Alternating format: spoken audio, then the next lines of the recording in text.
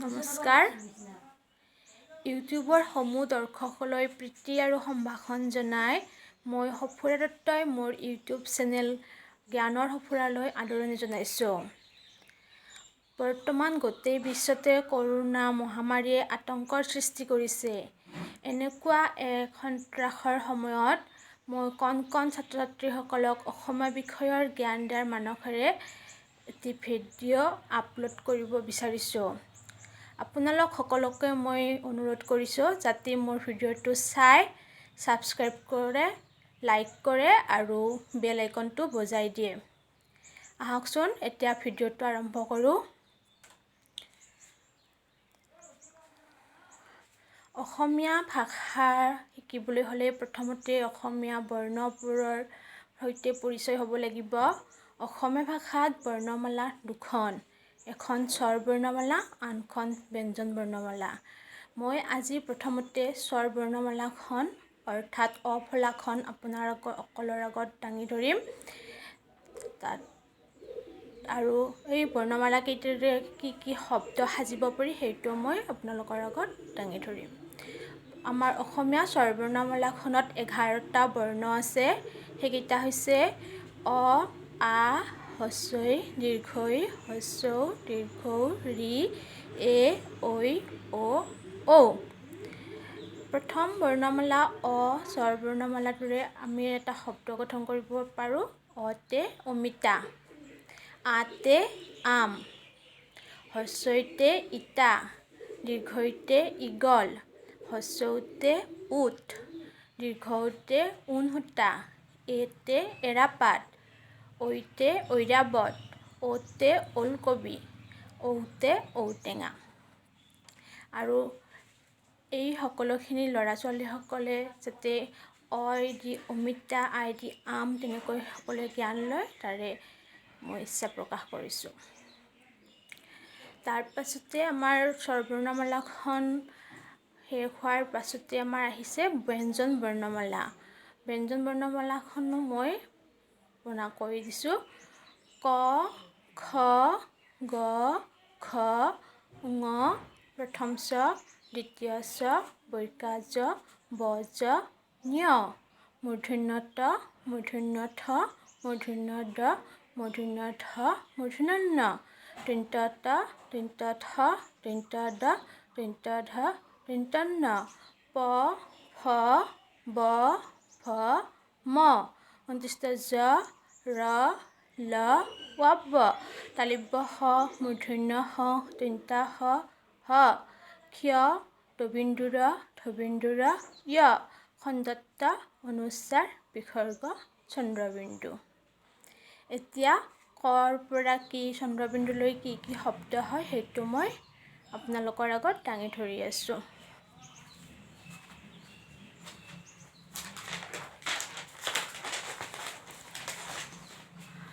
ক কমলা, খ খৰম, গ গৰু, ঘ ঘৰ, ঙ নাঙল, প্ৰথম চ চৰাই, দ্বিতীয় চ ছাতি, বৰ্গা জ জলফাই, বজ ঝাৰু, ঞ জীয়া, মূৰ্ধন্য ট টকা, মূৰ্ধন্য ঠ ঠগা, মূৰ্ধন্য ড ডবা, মূৰ্ধন্য ঢ ঢোল, মূৰ্ধন্য ণ বৰষুণ, দন্ত্য ত তৰা, দন্ত্য থ থাপনা, দন্ত্য দ দুটা, দন্ত্য ধ ধান, ন নদী, প পিপৰা,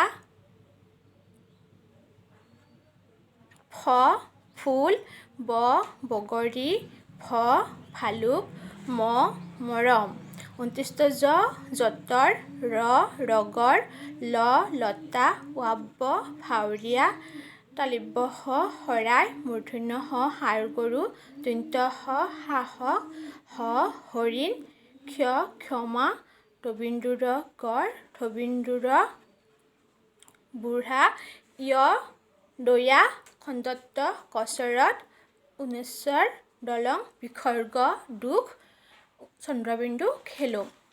এই শব্দবোৰ ছাত্ৰ ছাত্ৰীসকলে আৰু এবাৰ শুনি পেলাই মনত ৰাখিলেই হ'ল। তাৰপাছতে আমাৰ স্বৰ বৰ্ণমালা শেষ হ'ল, ব্যঞ্জন বৰ্ণমালা শেষ হ'ল। তাৰপাছত আহিলে আমাৰ স্বৰ চিহ্ন। স্বৰ চিহ্ন স্বৰ চিহ্ন নাই। আ, আতে আকাৰ, হস্ৰই, হস্ৰইতে হস্ৰইকাৰ, দীৰ্ঘই, দীৰ্ঘইতে দীৰ্ঘইকাৰ, হস্ৰউ, হস্ৰউকাৰ, দীৰ্ঘউ, দীৰ্ঘউকাৰ, ৰি, ৰেকাৰ, একাৰ, ঐ, ঐকাৰ, ঔকাৰ, ঔকাৰ। অৰে কাৰ নোহোৱা শব্দ কলম। আকাৰ শব্দ হৈছে আম। হস্ৰইকাৰ কিতাপ। দীৰ্ঘইকাৰ কীট। হস্ৰউকাৰ কুকুৰ। দীৰ্ঘউকাৰ কূপ। ৰিকাৰ তৃণ। একাৰ খেল। ঐকাৰ গৰৈ। ঔকাৰ খোল। ঔকাৰ ঔটেঙা। টকৌ। এইখিনি আমাৰ স্বৰ চিহ্ন। স্বৰ চিহ্নৰে এনেকৈ আমি শব্দ গঠন কৰিব পাৰোঁ। তাৰ পাছতে আৰু আহিব দুটা আখৰৰ শব্দ। দুটা আখৰৰ শব্দ কেইটামান হৈছে বল, কল, ঘৰ। এনেকৈ দুটা আখৰৰ শব্দ গঢ়িব পাৰি। তাৰপাছত তিনিটা আখৰৰ শব্দ গঢ়িব পাৰি বগৰী, ভালুক, হৰিণ, কুকুৰ ইত্যাদি। এনেকৈ আকাৰ থকা শব্দ গঢ়িব পাৰি। বেলেগ বেলেগকৈ এনেকৈ আৰু শব্দ জ্ঞান লৈ ল'ব পাৰি। আজিৰ ভিডিঅ'টোত মাত্ৰ মই এইখিনিকে কৰিবলৈ ইচ্ছা কৰিছিলোঁ। স্বৰ বৰ্ণমালাখন আৰু ব্যঞ্জন বৰ্ণমালাখন আৰু স্বৰ চিহ্নখিনি। আৰু এই ভিডিঅ'টো আপোনালোকে চাব, চাই পেলাই ছাবস্ক্ৰাইব কৰিব, লাইক কৰিব আৰু বেল আইকনটো দবাই দিব আৰু শ্বেয়াৰ কৰিব। আজিলৈ ইমানতে। নমস্কাৰ। জয় হিন্দ অসম। ধন্যবাদ।